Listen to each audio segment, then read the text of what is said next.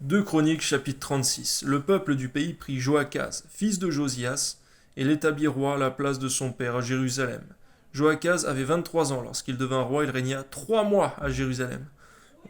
On voit le règne le plus court qu'on ait pu voir, Seigneur, on s'imagine combien la déchéance spirituelle de Joachaz va être grande. Le roi d'Égypte le destitue à Jérusalem et frappa le pays d'une contribution de 100 talents d'argent et d'un talent d'or. Le roi d'Égypte établit roi sur Juda et sur Jérusalem Eliakim, frère de Joachaz, et changea son nom en celui de Joachim.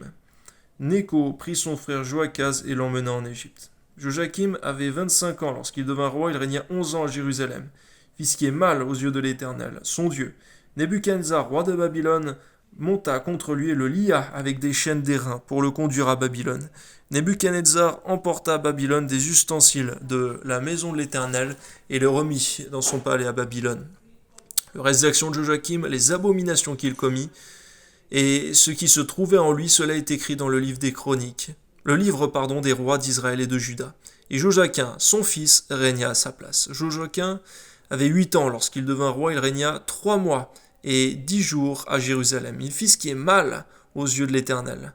On voit que même la jeunesse peut être pervertie aujourd'hui, Seigneur mon Dieu, alors permets-nous de veiller aussi sur les petits-enfants, Seigneur, Amen.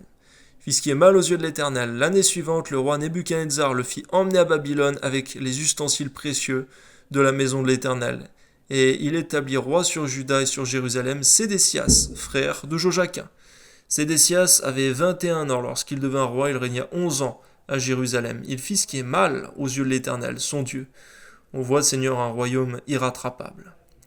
Et il ne s'humilia point devant Jérémie le prophète qui lui parlait de la part de l'Éternel.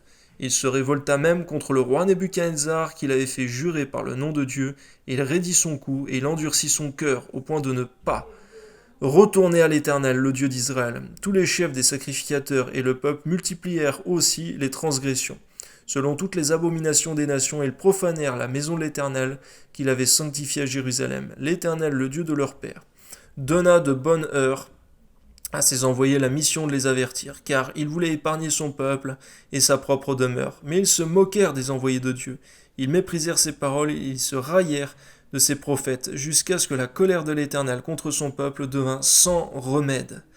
On voit, Seigneur mon Dieu, que ta colère aussi peut devenir sans remède. Nous devons te craindre, Seigneur, car tu es le Dieu vivant et vrai.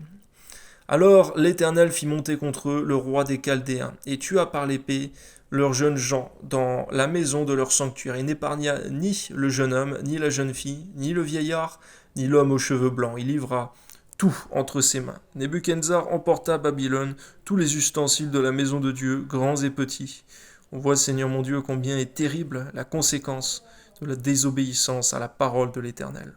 Les trésors de la maison de l'Éternel et les trésors du roi et de ses chefs. Ils brûlèrent la maison de Dieu et ils démolirent les murailles de Jérusalem.